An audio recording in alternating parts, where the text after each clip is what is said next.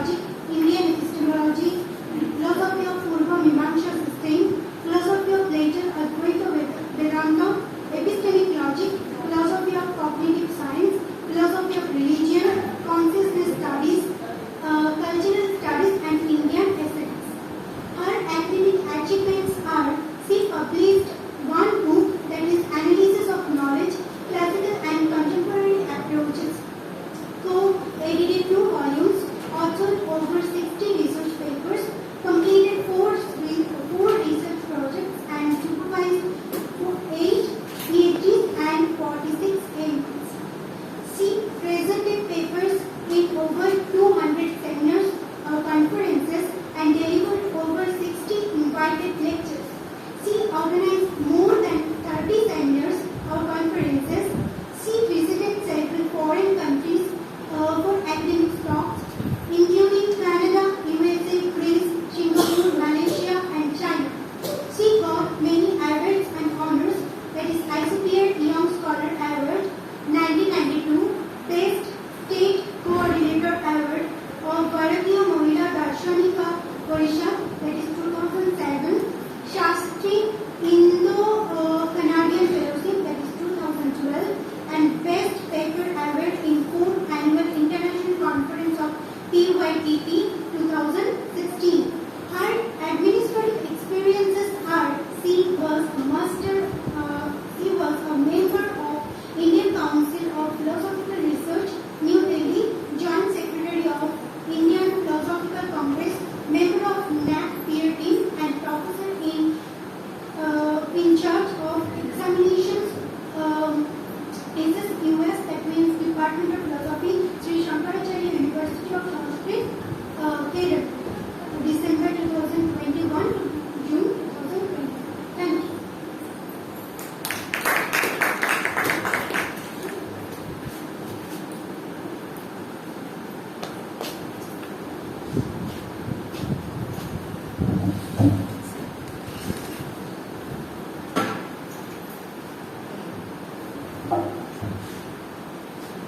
Pronounced in the lotus feet of Acharya Dharmakirti and his dear disciple Dharmakirti, whom I'm going to interpret, and I wish and pray that I interpret them rightly.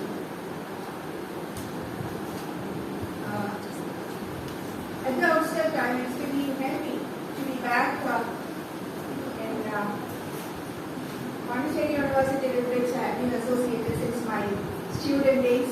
I used to spend my weekends during the initial raising period of this department way back in early 90s. When Professor Abha Subramanian was the head of the department, it was a school called International School for Eastern and Sree School for International, Sree School for Eastern and Western Studies. That was the name of this department earlier. At the outset, I am extremely grateful to Dr. Bindu for choosing this wonderful theme. Ever since I left Nalanda, I wasn't reading much of the logical school of Buddhism, and once again I was given a chance to get back to Dharmakirti, and particularly the text Nyaya Bindu. Friends, Professor Kalady has given a wonderful performance, setting the stage for me. How do I turn those slides? Is it? This slide. Yes. Yes.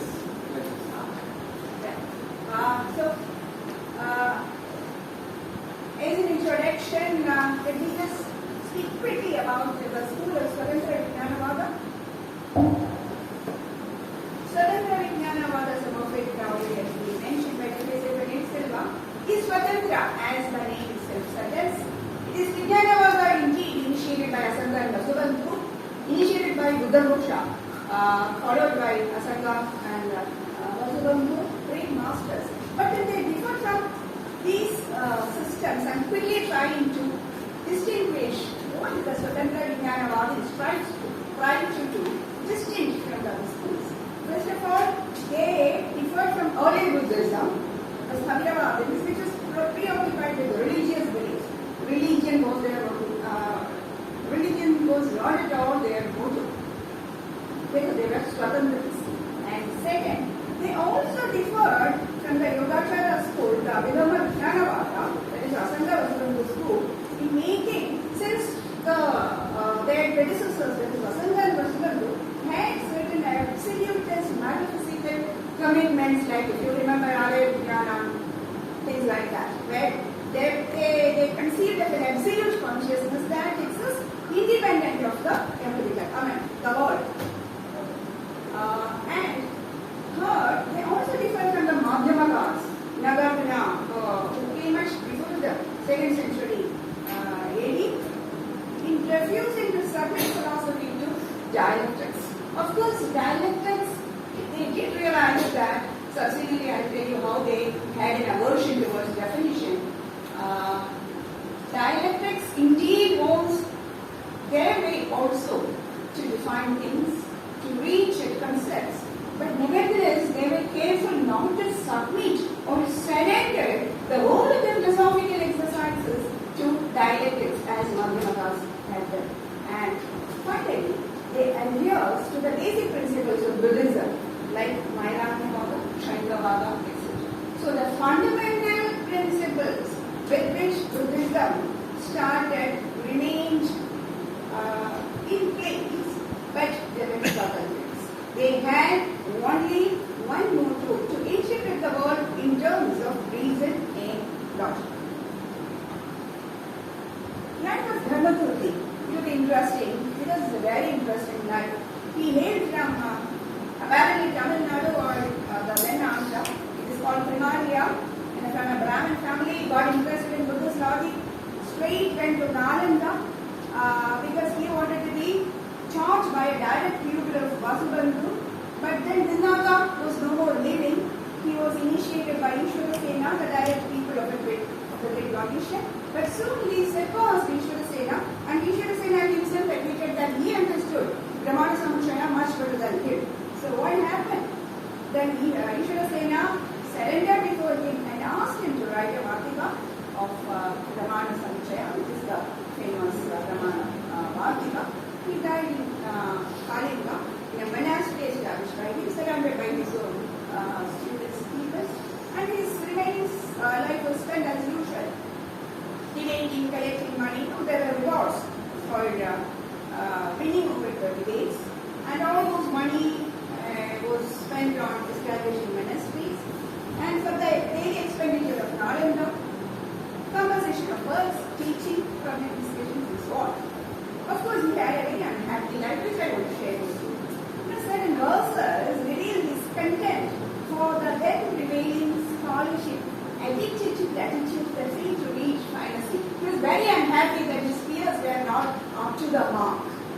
And quite like Nietzsche, I was reminded of Nietzsche, who always complained that I'm ahead of time. You know, if you read Nietzsche, you'll find very often saying that, why am I so intelligent? You know, he's not praising himself. He is in a very helpless situation where he feels it is not being understood by his peers. Similarly, Dharmakirti says, my word will not be easily grasped, it will perish with me, just like the river gets the ocean. In another beautiful stanza, which is very often quoted by the Kavya Mimamsakas, he says, my work is like a beautiful damsel. And he says, think of Lord spending so much of his effort in creating a beautiful girl. But then what is the use? Neither the girl is benefited nor the men are benefited. The men become restless seeing her. They don't get her because she is not interested in them. And she herself is also restless. She is also unhappy because she doesn't find a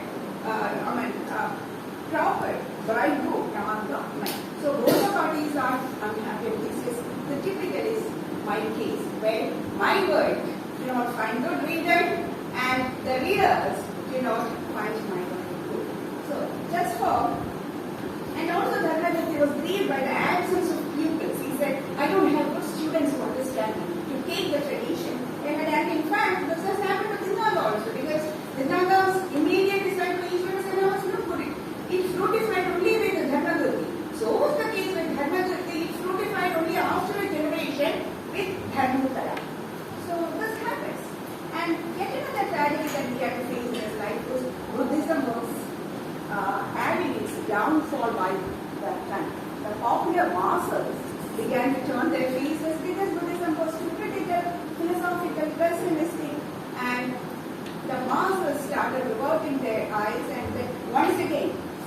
the worship of great Brahmin gods, and he had to witness all this downfall of Buddhism, despite his huge efforts to build up Ramayana.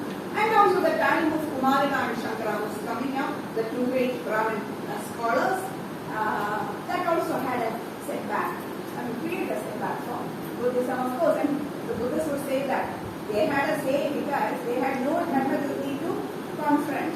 Because by the time Kumara and Shankara came, Dharmakirti was no. Now, quickly introducing Dharmakirti, he has 7 logical treatises, of which Pramanavartika is to be considered as the head. With 2000 stanzas consisting of 4 chapters with inference, vanity of knowledge, sense perception, and syllogism, giving the major chapters. And all the other 6 texts are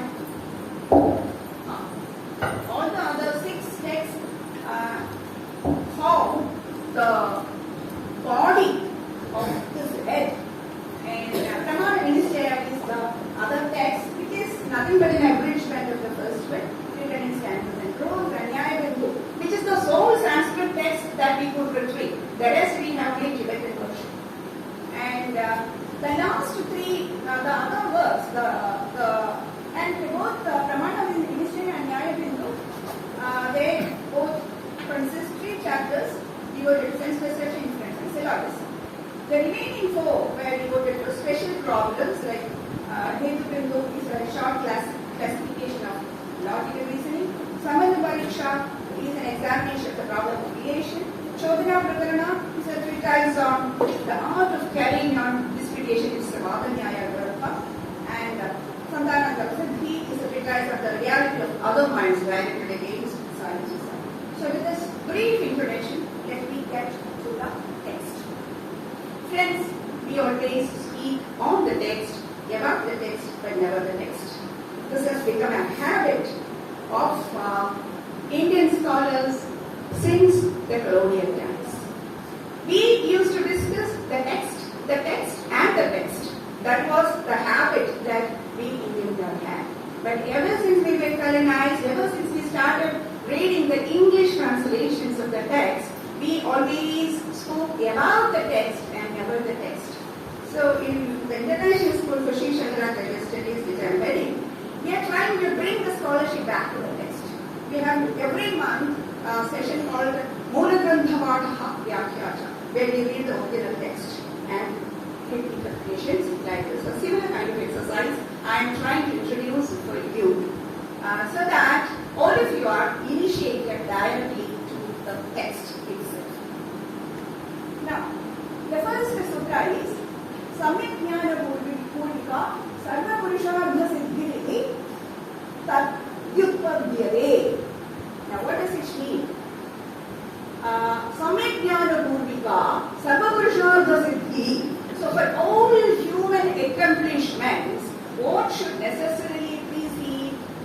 That which precedes all human accomplishment is Samyak Jnana, that is valid or right knowledge. And therefore, we need to explore what is Samyak Jnana, what is right knowledge after all. Now, Buddhists countered the very possibility of definition. Now, if you ask the Buddhists, now come on, let us define what Samyak Jnana is, quite like Maya, they are not going to give definitions because they counter the very possibility of definitions. Why? Because in our attempts to define something, we are trying to explore its essence. And Buddhists, as you all know, subscribe to Vairagnyavada. There is no essence, either of concepts or of objects. So since objects or concepts are essenceless, we will not be able to define. How do we make a definition? Like how do I define laptop? I define laptop in terms of the essential characteristics of the object. So if something is essenceless, then you will not be able to define. This is precisely the reason why they have an aversion towards definition. Since every word is correlative with its counterpart, so a laptop can be understood only in terms of non-laptops. So when you define blue, you will have to classify the whole entities of experience into two clear class.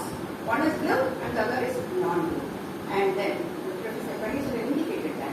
So, in terms of abobha, that is, in terms of excluding the non-blues, you have to identify the blue. You are not directly getting into blue because it doesn't have an essence. It is selfless. So since blue is selfless, you will have to speak about all non-blues, exclude that and then reach to the knowledge of blue. So when its knowledge is valuable, we must inquire its nature and its types. So in the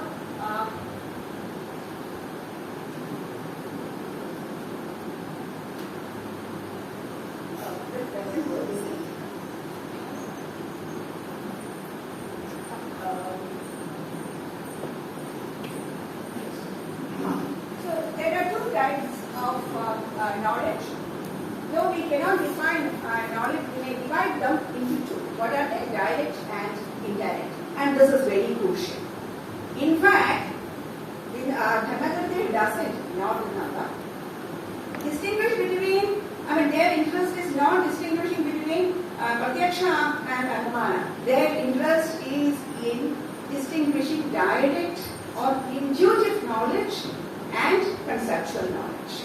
So direct and indirect are the clear demarcations regarding samyak jnana. The whole science of epistemology is suited on this. And come to that, why they prefer to speak about the direct and indirect and not in terms of Purushadhamma. Now the characteristics of samyak jnana, though they do not define what samyak jnana is, he gives three characteristics. First, the anabhigatatva, anabhigatartha jnana. A valid cognition must have novelty.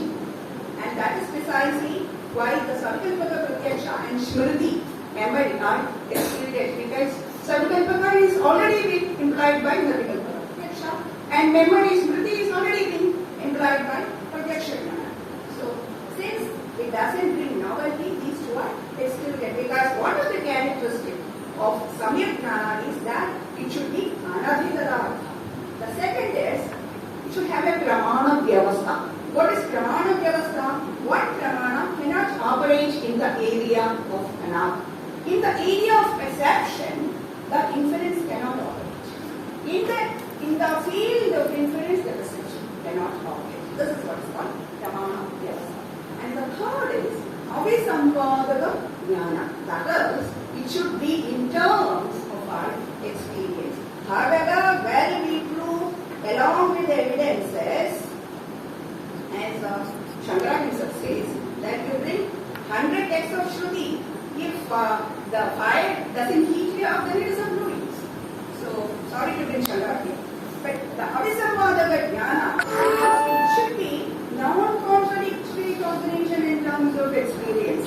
See, when you see water and then you conceive water and approach it, if it doesn't quench your thirst, it doesn't help you washing your hands and other expectations or you have with water, then it is not a avisampadaka jnana. It is all in negation.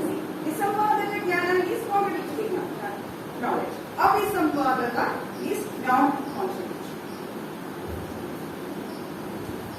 The third sutra here, he straight away goes to the Dvivedha samyak jnana. They are pratyaksham, anumanam cha. They are perceptual inference. The existence of things can either be perceived directly or inferred directly. There is no other way of cognizing them. They are the exclusive pramanas. We may call the direct source of knowledge sensibility and the indirect one as inference. Because anumana literally means, anu means first charge. What is first charge means that which comes posterior. That's something that which comes after pratyaksha is anumana. As Professor Manish said, perception is primary because without perception you cannot have inference. Without having had the invariable concomitants of smoke and fire elsewhere, you cannot infer the fire in the Yonder mountain which is smoky. So Anu is to start something that comes posterior, and it is only posterior to pratyaksha.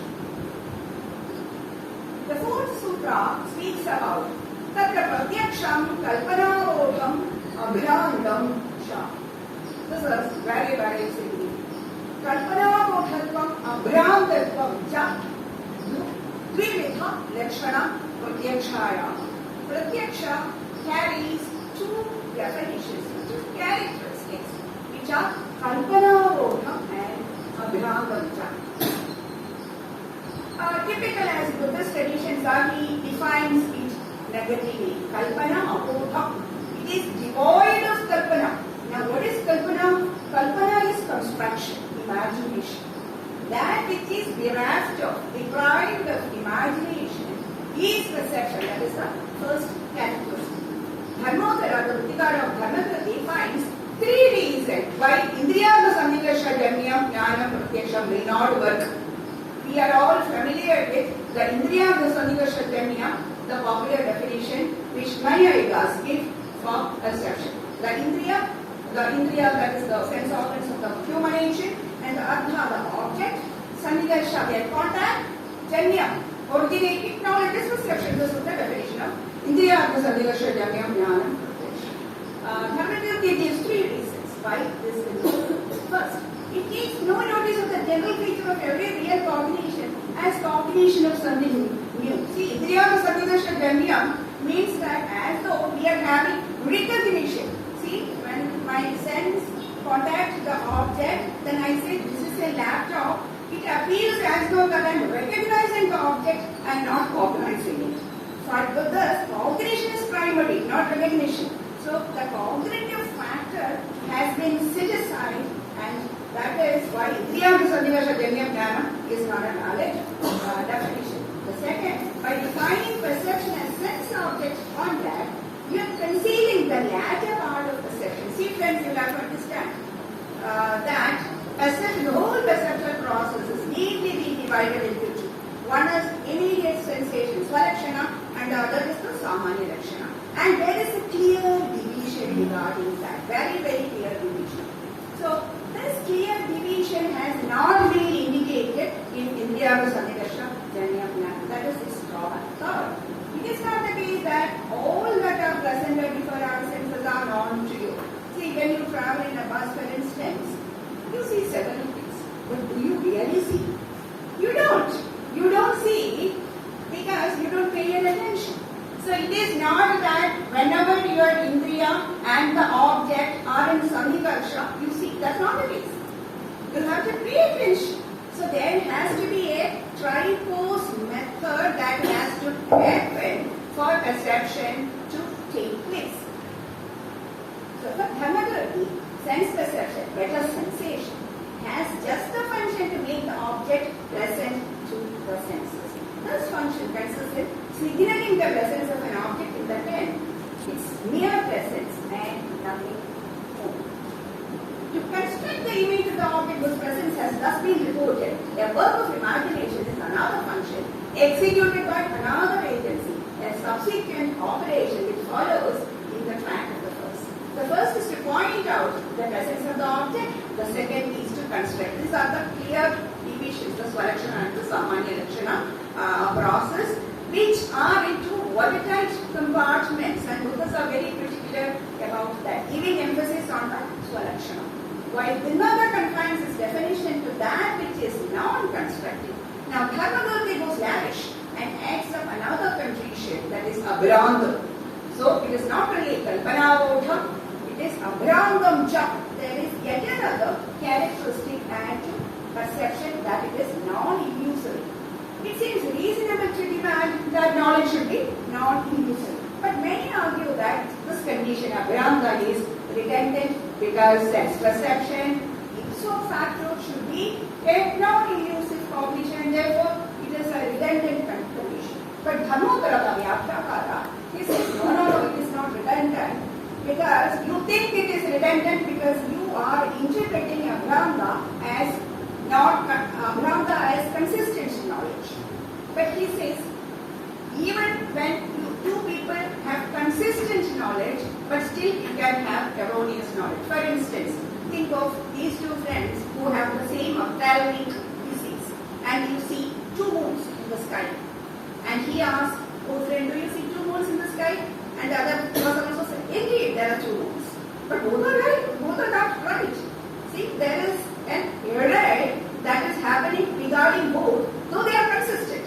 There is consistency, but still there can be erroneous knowledge because their sense faculties are not functioning properly. So therefore he says the abhyanga should be added as a fresh condition. So for knowledge can be consistent without being right, as in the case of two persons with identical ophthalmic problem. Now, what is kalpana? Sutra 5. Abhinava samsarga yogya pratiti kalpana. What is kalpana? Abhinava samsarga yogya pratiti. Kalpana or construction is that which is capable of coalescing with a verbal combination.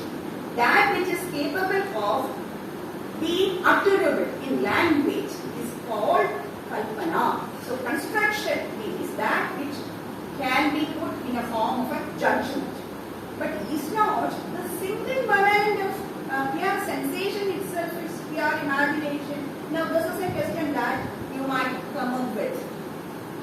So if it has to be kalpana abodham, bereft of construction, you have just your pure sensation, which is bereft of all characteristics, away from logic and language. Can't we think that that itself is a pure imagination, just like a mathematical point which doesn't exist? You know the mathematical point. Mathematical point doesn't exist anywhere. It is an abstract entity. Stripped off from every vestige of constructive element. To this, Dharmakirti says, it is not something empirically real true, but is the indispensable condition of all real and consistent knowledge. It is trans-empirical, the real, the svalakshana, what has been immediately present to you, is trans-empirical, but it is not metaphysical. Now friends, whatever that we see immediately before us in the flash of moment, because they subscribe to kshanikatva, two principles that you have to keep in mind. One is the realist momentum and the realist svalakshana, particular. So the unique particular presented in the moment alone is real. But this should not be, while we say that it is trans-empirical, don't equate them as a metaphysical entity, like the God of Vedantins or Mayaikas, the matter of the Sankhya's, the Prakriti of the Sankhya's, or the universals that Mayaikas speak. Everybody speaks about the universal Samanya, or the inherence, Samavaya, which Vaisheshikas speak about, or the soul of the Vedantins. All these are metaphysical entities. But our trans-empirical svalakshana in the momentary existing entity is, though trans-empirical, is not metaphysical. Because the metaphysical entities are the product of pure imagination, kalpana. Because they are unattainable as to place, time and sensible quality and have no sensation. While having sensation is a significant aspect of reality. Dharmakirti says that sensation is something quite different from productive imagination, can be proved just by introspection.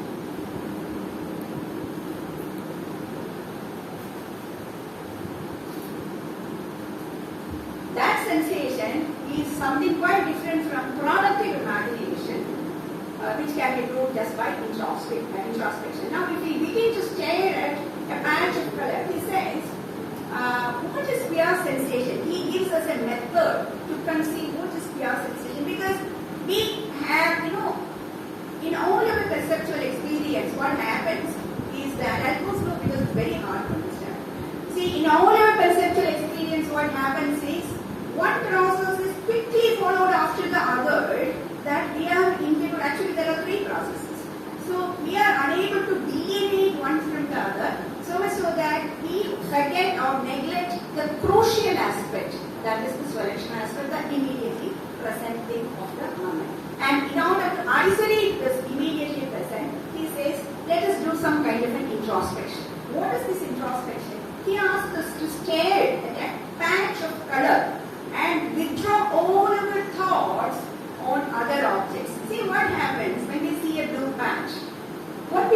is, we don't focus on the patch itself. We quickly add up other related things into that. Compare, contrast, oh this is like that, oh I had a blue sari. See? And then there are several prepositions being brought together to this particular, and then you have the Samanya Lakshana. So you are never allowed to focus on the patch of blue barely. So he says, do that exercise. Just focus on the patch of color and withdraw all our thoughts on the other objects and reduce our consciousness to a condition of rigidity. This is a meditation exercise that Buddhas do. So, reduce our consciousness to a condition of rigidity and you almost become unconscious. Because awareness means being related to things. So, when you scratch away, you take away all relatedness, you almost become unconscious. This is a step towards meditation. And this will be the condition of pure sensation. When if you are able to stay in this pure sensatory level and stripe off, wipe off all relational, prepositional structures, then you are able to stay in the pure sensation, and that itself is encountering with reality. So this consciousness, reduced to its extreme poverty, is nothing but Dharmakirti's moment of pure sensation. So you will have to retain this immediately present object in its extreme poverty. And this is the pure sensation, the present moment. At a subsequent moment, when it is attentively regarded, deviates towards the conventional name with which it is associated. And then if you let it loose, then it will travel like a wild horse. It will compare, contrast, bring prepositions added to that. You put it in a samanya and generality, class characteristic, add a name, so on and so forth. All these are the constructed, the kalpana. Along with its enduring existence and other qualifications. So, along with this kalpana, the part of it is add with the space, time, so on and so forth. We then fix it in a perceptual judgment. In the sixth sutra, he says, Taya rahidam, kalpanaya rahidam, which means bereft of kalpana, timira ajubhramana, navyana ahida, vibhramam, jnanam, pratyaksha. Now he says, he speaks about, he gives definition for abhranta. He says, Taya rahidam, without kalpana, then what else has to be avoided? Timira, color blindness, ajubhramana. You are aware of the example very often given by Indian philosophers, Alada Chakra, that is in a fire stick. If you quickly turn the fire stick, you feel as though there is a fire ground, which is an illusion. Alada Chakra, that is Ajubhramana. Nauyana, when you travel in a boat, you feel that you are not moving, the shore is moving. Nauyana. And other such vibhramanas, Jnanam, Pratyaksha, Tayaramita, all these are the sense illusory aspects. So perception is that knowledge which is exempt from such kalpana when it is not affected by illusion produced by color blindness, rapid motion, traveling on ship, sickness or other causes. Now Dharmakirti indicates the term illusion. Here he deviates from his master Dindaga. In fact, Dindaga gives only kalpana votha. He doesn't give abhrata. He says illusion is not univocal. There are different kinds of illusions. Of course, there is this transcendental illusion because they speak about two levels, the transcendental and the empirical level. So there is always this transcendental illusion according to which all empirical knowledge is a kind of illusion. And there are empirical illusions also, which is a contribution of Dharmakirti. And there are empirical illusions also which cause wrong cognitions. The necessity of mentioning the characteristic of non-illusiveness was, it's by itself a topic I can in fact talk for an hour on this necessity of the very lakshana abhranta. It was first mentioned by Asanka, although we do not know why Asanka included that as a characteristic for pratyaksha, but it was dropped by Dindaga, then reintroduced by Dharmakirti, again dropped by some of his scholars, finally established by Dharmotara for all subsequent generations, and even today for Bauddhas, pratyaksha is both kalpanabodha and abhranta. Now, in dropping the characteristic of abhranta or non-illusive Dinnaga had a beautiful 3 reasons. First, illusion always contains an elusive perceptual judgment. And remember, perception is non-judgmental for Buddhas. And that is the first reason why he has, when I say that when I am moving in a boat, when I say that the trees are moving, it's a judgment, right? But in perception, no judgment is allowed, right? So therefore, that is the first reason. Dinnaga in fact criticizes Nyaya for including the characteristic of non-elusive abhyabhijavitva in their definition. Dinnaga criticizes Nyaya who say valid cognition should be abhyabhichavi, non-deviant, because he says, how can a perception which is that which is immediately being given can be either illusory or non-illusory? Because he says the very concept of logic is not applicable for them. It is not illogical, it is illogical. Do you know what's the distinction between illogical? That which is logic is not applicable to it. It is away from logic. It is transcendental. It is translogical. So since it is translogical, it is neither true nor false, and therefore there is no point in discussing it as true. Therefore, it cannot contain any illusion at all. From the absolute disposition, the perception of every One slide. Oh, sorry. A further consideration for Dinnaga for committing non-illusiveness was that he wanted his logic to be acceptable to both realists and idealists. So this is very interesting. See, for Vedantins, realists who claim, for realists there is no problem, because when I say this is a laptop, this is real, and when if I have a sense illusion, that is unreal. But for Vedantins, see, the whole world itself is an illusion. So he wanted both the realists as well as the idealists to be participant in this debate. And therefore he says, let logic not be the deciding factor for metaphysics. And the division of cognition too, because he was interested only in the direct and indirect cognition. So therefore he said, in the debate on direct and indirect cognition, let everybody participate. Let them be idealists or realists. And the third and decisive consideration for Dinnaga for avoiding non-illusiveness is most significant. Since the system is founded upon a sharp distinction between two heterogeneous sources of knowledge, that is, trance and the empirical, if illusions are put on the account of the senses, there is no reason why right judgment should not be equal, put on the same account. So, if we say that non-illusory, so what that which is non-illusory is right knowledge, then they are at par with the Nyaya. This is what Nyaya says. So if the laptop is non-illusory, then it is real.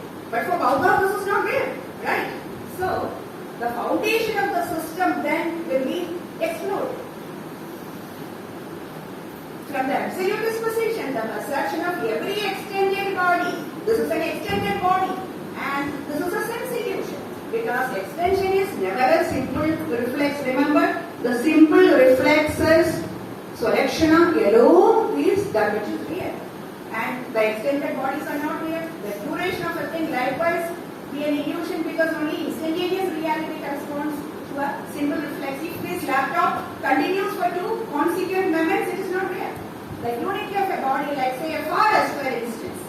What is a forest? You have only trees, right? The unity. A military battalion. What is a military? There are soldiers, right? So the conception of a unity of a body, let's say a forest, will be an illusion as it is only a construct. So if on the contrary, like Dharmakirti says, if we accept all of them are right, then where is the limit? Where will Buddha's fundamental principle will go explore? So why should the perception of a double moon or a finite circle or a moving tree by a passenger on a boat, etc., be alone illusions? Vachaspati Mishra rightly points out that why Dinnaga has dropped a Brahma, because he realized that it will be suicidal for a Bauddha to accept a Brahma as a condition for protection. Dinnaga, of course, does not deny that there are sense illusions, but he says, just as there are fallacies in We all accept that there are inferential fallacies. There are heteronomous as well as inferential fallacies. Now, how do you address them? Similarly, you will have to address perceptual illusions as well. But Dharmakirti diverges from his master on this. He introduces the characteristic of non-illusiveness into the definition, and his reasons are the following. He says we must distinguish between sense illusion and an illusion of the understanding. For instance, rope snake illusion. See, in rope snake illusion, the illusion is caused by an understanding. See, when the torch is put onto the snake-looking rope, and the person sees that it is only a rope, the illusion is wiped off. But the double moon seen due to ophthalmic trouble will continue even if we tell the person that there is only one single moon on the horizon. But still he continues to see two moons. So there are hallucinations and dreams, psychical problems. All these fall into the category of this non-illusion. Therefore, Dharmakirti concludes the debate. I am concluding it because I can't go on. Observing that illusions may lie in the external object of the observer, either caused by disease of the sense organ or entirely psychical or even common illusions to which all men fall into. Tat Chaturvidha. So this Pratyaksha, which he have isolated into four types. What are they? Now he says, see, Dinaga again, unlike Dinaga, he says, the scope of direct knowledge is much wider in extension than sensation. So there are other varieties of direct knowledge. Sensation is not the only single one. In fact, the binary is not between sensation and conception, because it is between direct and indirect cognition, between intuition and conception. Hence, the 8th Sutra, now we are going to list the 4 types of direct knowledge. Indriya Jnana, that is sensation, which we call the first moment, working directly, and the operations of our intellect, which therefore constructs the name of the object or subject. And then you have the second variety, which is called Manovijnana. What is Manovijnana? Sa Vishaya Manantara Vishaya Sahakarine Indriya Jnanena Samantara Pratyena Janitam Tada Manovijnana. What is Manovijnana? It is little complicated. So they argue that once you have the immediate perception, there follows a Manovijnana. What is Manovijnana? An intelligible intuition. But again, by intelligible intuition, we do not mean that there is an intellect that is functioning. No, it is still a sensation because it is direct knowledge. Intelligible intuition is admitted to be involved in every perception in the second moment. This is the second step. Immediately after the grasp of the particular, you have in the running moment, you have the Manovijnana. This is a mental sensation which follows as cognition. The second moment of object awareness, after the moment corresponding to sensation, is a member of the same compact series of moments. See, the string is going on. It will end only with understanding. The third. Only this kind of intelligible intuition, conditioned by the presence of the object, is accessible to ordinary mankind. I'll just take 1 minute here, stop and stare at the string. So you have very important. You have seen for Swatantra Vijnana objects, there is no absolute consciousness that stay elsewhere, right? For Asanga and Asubandhu, there is no allied Vijnana. Vijnana is your. So how do you realize your consciousness? By, he has given the example, staring at the patch of the blue and then have the mental image. That is the second process. And here beautifully, Dharmakirti says, all human beings are confined to this intelligible intuition. And when you have the consciousness realized of the object, that is the realization of the reality. But the problem with human beings is that we have the preceding object before us, conditioning our awareness, and that is why we do not become superhuman beings. If we can avoid the conditioning of the object that goes ahead, then our immediate intuition is the real intuition. We have the direct knowledge of reality. If we would possess real intelligible intuition, not limited by a preceding moment of sensible intuition, we would be omniscient. It is direct, it is not construction, and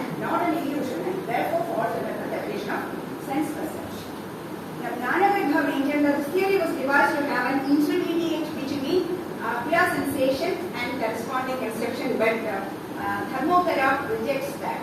He says that no, it doesn't fall into the intellectual category at all, because both Manovijnana and Kalpanabodha Pratyaksha, that is immediate awareness, Lakshana, both fall into the pure sensation category. And the intellect begins to operate only where the senses are finished. So there is no sensation being taken into the constructual exercise, Kalpana at all. So there will be only a need. Otherwise, when you speak about three levels, first you have the immediate awareness, then you have the Manovijnana, then you have the Samanya. That is Samanya Lakshana. Then you will have only a variation of degree between them, which is not acceptable, because there is a characteristic watertight division between Svalakshana and Samanya Lakshana, sensation and construction. So therefore this, otherwise the very possibility of pure sensation will be wiped out. Now the third variety is the Sutra says Sarva Chitta Chaitana Atma Samvedana. This is also very crucial. He made a passing mention of Samvedana. Now, all schools of Indian philosophy speaks about an apperception.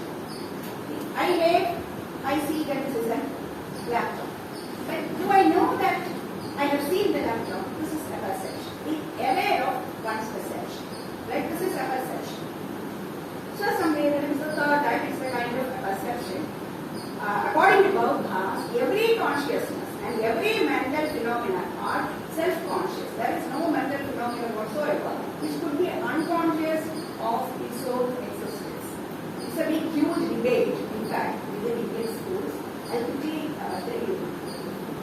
According to Buddha, just as a lamp, better moon is a better example.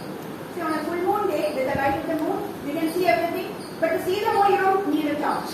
Moon reveals itself. So the knowledge not only reveals the object, it reveals itself as well. Different schools have different theories on secondary awareness. Mimamsakas, I do not know how well you are aware of the different schools. Mimamsakas, there are Brahmagaras, Bhattas and Sharikananda. Brahmagaras and Sharikananda say that you don't need a separate process. Sharikananda speaks about Trikuti Pratyakshadavada. Brahmagara says that along with perception, the self is also known. So when you know the object, you know the self, and you have the cognition of the cognition. Buddhas say that there is no self for that, because there is no self for that. So only the cognition, along with the object, the cognition is also being perceived. Nyayikas speak about anusampada, a separate process altogether required. Bhattas also speak about an inferential exercise needed for an secondary awareness. Now, the fourth type is the yogic jnana. What is yogic jnana? It's a bit confusing.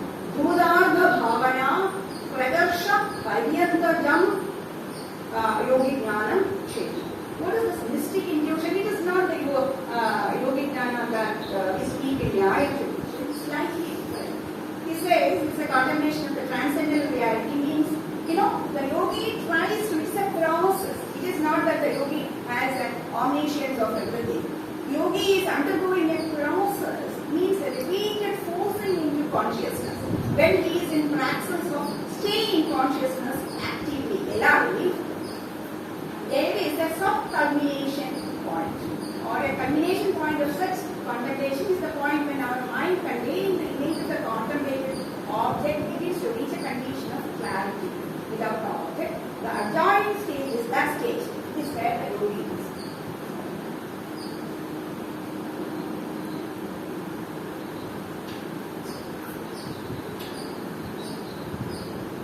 The adjoining stage is that stage when the clarity is not yet complete as the process is on. So for Dharmakirti, the state under reference will have a degree of clarity which precedes complete vividness. So it is not a state of complete vividness, but it is like they say that a then on the immediate intuitive experience, that is yogic. Tasya Vishaya Swalakshana. Now Dharmakirti speaks about the Vishayas, the objects of Pratyaksha and also Anumana. He says, what is the object of Pratyaksha? Tasya Vishaya Swalakshana. It is the object is Swalakshana, the particular. Now he speaks about the object, and this is object of this diagram, which is the explained particular. A particular entity is that which shares the characteristic of its He goes further defining Swalakshana. He says, what is Swalakshana? Yasya ardhasya sannidhanam asannidhanagna jnana pradivasa vedaha tada Swalakshana. He says, very cute it is. He says, when a particular is that object which produces a vivid flash of consciousness if it is near and a dim one if it is far. If an object is placed near, it will have a vivid consciousness. If it is far, it will have a dim consciousness. Because it's far, right? So sannidhana means proximity. Asannidhana means distance. So if an object has sannidhana proximity, it will be vivid, and if that object particular is placed far, it will be dim. And such an object is called Swalakshana, particular. This is in fact a common phenomenon of everything in the external reality. But why is Swalakshana alone should be the exclusive object of sense perception? Let's see. Because Tadeva Paramadhusat, that alone is the reality. That alone represents the ultimate reality. He has said everything. That alone is the ultimate reality. That object alone which contains no construction, it is an absolute particular is there. That thing which is the object of direct perception, the unique domain, is the exclusive object of sense perception. Now how do we come to validate our knowledge? Ardhapriya samadhya lakshanalvad vastunaha. Anything particular which is thus apprehended indicates an action. This is a very cute and very valid theory, and we can speak about it subsequently also. Has the ability to produce something. Now the test of reality lies in its potency to produce action. In contrast to an imagined object, like I can think of fire and imagine the fire, but it will not remove my cold. So it is capable of pervasive action. Now Dharmakirti himself in Pramanavartika, he also speaks about Avisambhadana, Ardhakriya Stuti Avisambhadana. Only Ardhakriya Stuti will create non-contradictoriness. So when I approach mirage water, that mirage water will not have the Ardhakriya Samadhya because it will not be able to quench my thirst. Therefore, the existence of an object is defined in terms of its use. As simple as that. What is an object? There is no definition for an object. See, if I use a brick as a door stopper, it is a door stopper, it is not a brick. If I use a brick as a paperweight, it is a paperweight, not a brick. If I use the same brick for construction of a building, it is a construction material. See? So the object by itself doesn't have an essence. This is the primary construction of Bauddha. The very existence of an object is defined in terms of its Ardhakriya Samadhya use. Dharmakirti points out that the real object as Ardhakriya Samadhya also represents. And this is how it involves itself in the empirical world. The empirical world is being raised with this Ardhakriya Samadhyatva of the objects that are apparently real. Now friends, I am coming to that because the immediately available object has passed because it is only Kshanika, and what we see is the subsequent objects. But I will tell you how we are bringing it into the ring. How can we establish that this is what a problem? How can we establish an identity between the obtained order and the initial one? See, at T1, I have seen what the immediate experience. And then at T2, we have the mental manovijnana, and then you subsequent construction, that the judgment pronounced by me that this is water.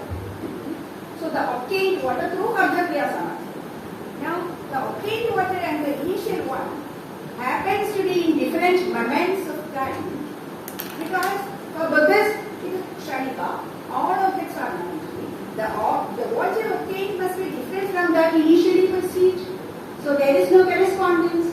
But Bauddha say, but who says that correspondence is the criterion? We do not say that correspondence is the criterion. There is no one-to-one correspondence between your proposition and the object. That's not possible. There is only coherence. Please read Karika of Nagarjuna to know how he places coherence. So, Dharmakirti answers this question by pointing out that the water obtained is a member, santana, of a santana, means a progeny, and the next generation of a causally conditioned series, a santana. There are a series of waters initiated by the momentary water particular, Jalaswalakshana, initially perceived. And this, the third moment, when you construct the preposition, is not the initial water that I have seen. It is only the santana. It comes to the class, because you are conceiving the class conception. So it falls into the class of the water, and if it helps you in fulfilling your empirical requirement, Ardhakriya Samadhya, then you can consider it as valid. There is no one-to-one correspondence at all. Different, so the Sutra 16. Now he says, Anyada Samanya. Now having isolated the object for Pratyaksha and Swalakshana, now he says, Anyada. The different is Samanya. For the inference, you have Samanya. What is Samanya? The universal character of something. It is the study of the essence. You know, what is Samanya? I'll just tell you. You would have heard of the set theory. All of you would have studied set theory in your younger classes. Mathematics, early mathematics. Set theory. How do you form a set? When you have, this is a laptop, there are certain laptops. So you pick up certain common characteristics of all these objects, and then you put the objects that share certain common characteristics into one set, right? And this is a set of laptops, right? So similarly, you have the universal Samanya, all cows, all human beings into one set. This is the universal Samanya. But sensation imparts reality, particularity, vividness, and conception. What sensation gives us? It gives us reality, particularity, vividness. Conception imparts this galvanic, the universality. And what does it give? It gives logic. And what else it gives? It gives language. And what else it gives? It gives necessity. I do not have so much time for that. But conception brings in generality, logic, and necessity.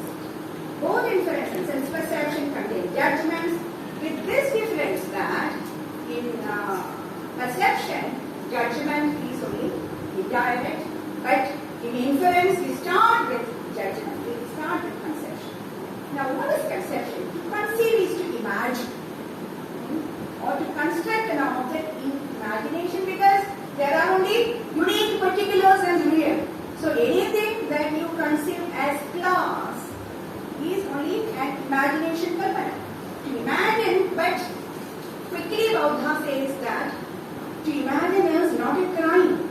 You can imagine, or you should imagine. If you want to live in the empirical world, you should imagine, because construction is very, very essential. To imagine productively means to produce unity in difference. And this is the beauty of it. So all that you see is a changing thing differently. I'll give you an example. When I go to the university every morning, the university building have changed slightly. But what I do is, I isolate the changes and then try to see the commonalities, the similarities, and try to evolve. Because all of us are interested in isolating the similarities and setting aside the differences. Because if you look at the differences, then you cannot live. The world will be different. When I see every day, when I go to the university every day, the university is no, this is not my university. I can't go back.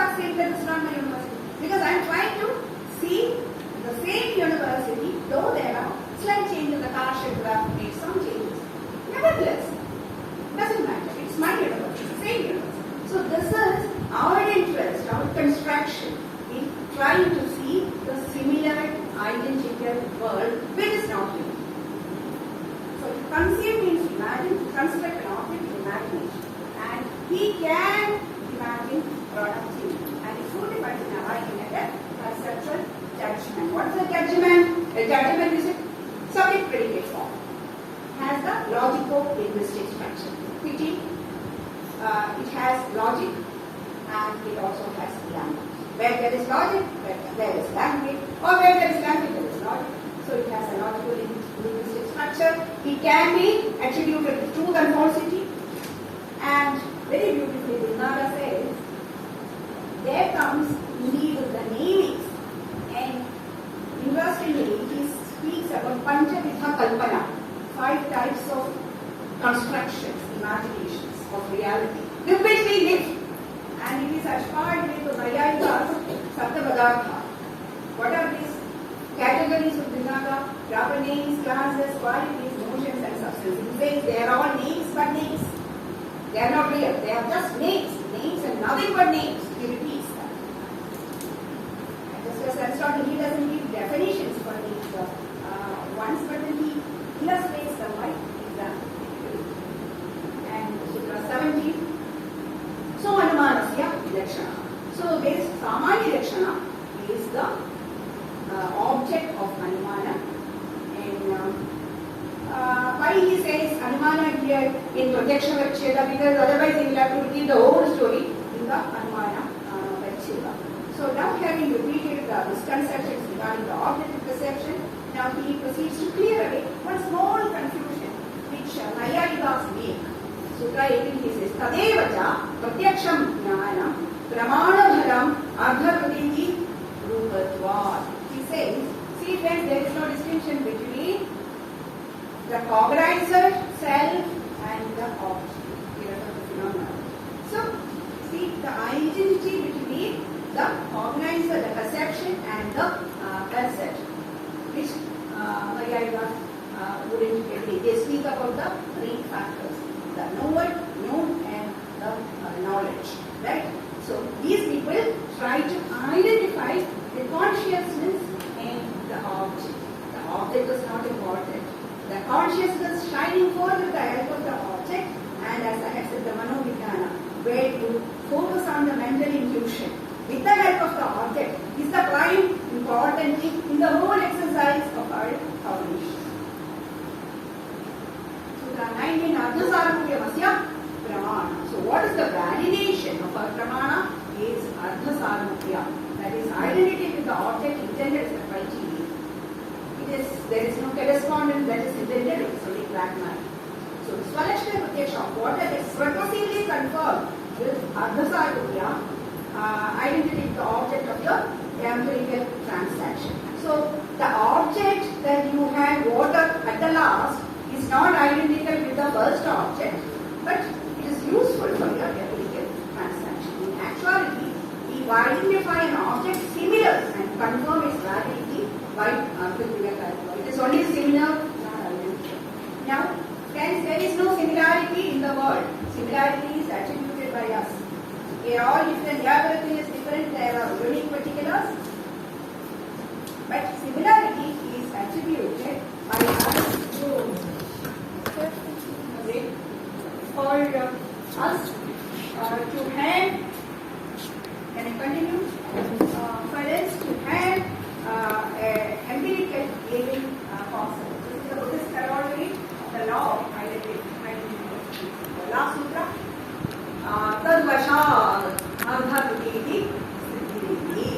So with the help of the construction, you have the perceptual judgment. Now, having said that, this Svalakshana is all that important, but you need the perceptual judgment. That's very important. Going to this distinct cognition of the object is produced. Now, this distinct cognition is what is Samanya. The understanding is characterized as active, spontaneous part of cognition. And its business is to construct the manifold of the empirical world out of that pure reality, very bare thing, with which you add frills and cons, and then you have the perceptual judgment. And you are giving a logico-linguistic attire to this poorly based immediate sensation. And in the third moment of cognition, the immediate elements become aroused, the sensations fade away, and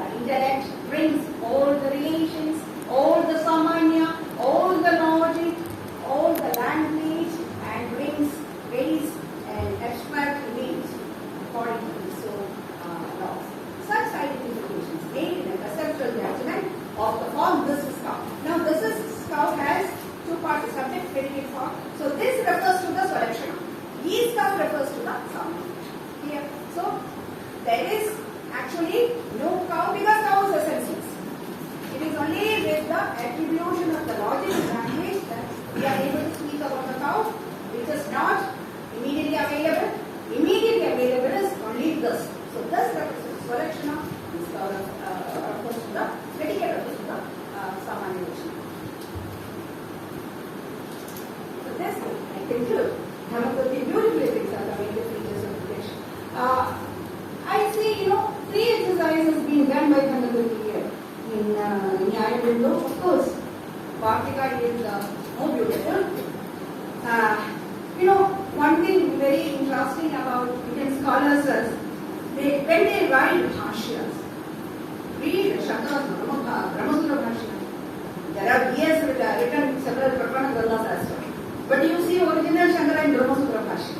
Right? When you read bhashyas, they are masterpieces because they have all devotion to the masters and they are very careful in interpreting. So Vartikakara of Dharmakirti is unique, is master.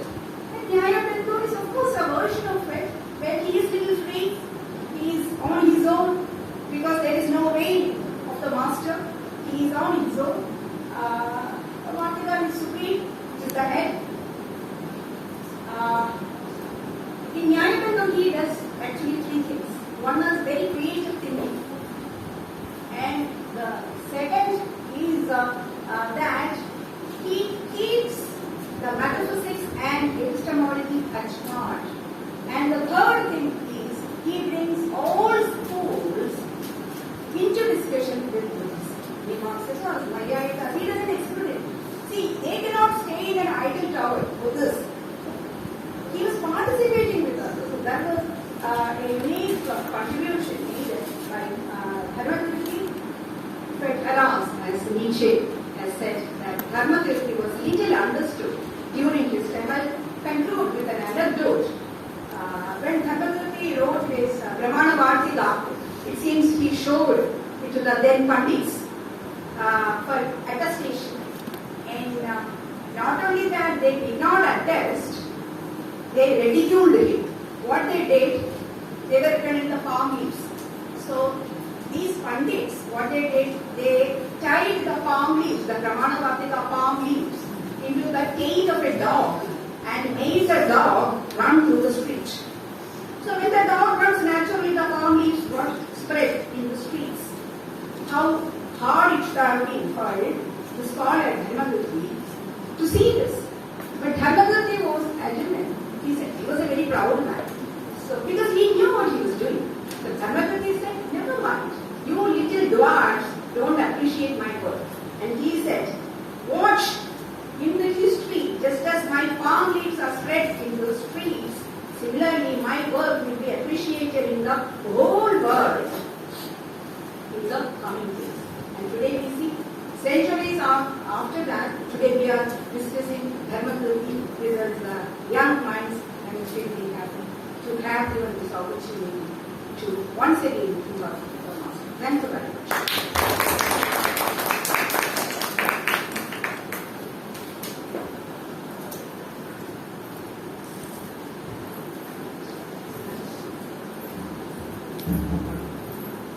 Thank you so much for giving very detailed discussion by highlighting sutras, the text of Dharmakirti.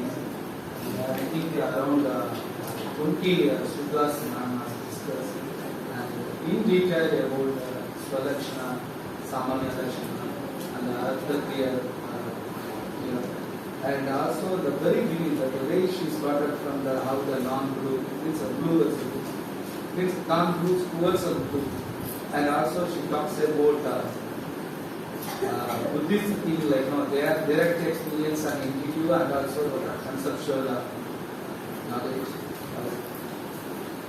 Then she also very simple way she explained to the students like Apralaya apostolate, but Anumana how it is apostolate because many people may not be knowing that the first years. So the Anu means how it is like that is apostolate. Then Kya Kalpana means what is how it is a construction. So like each and every highlighting each sutra and highlighting like it's like a classroom. What should I say?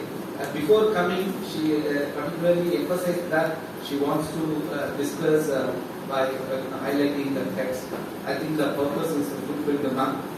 we are really thankful, and also students also thoroughly enjoyed observed your presentation. That the PPT also I am going to share with you people, both the PhD scholars and the students, because it's very detailed.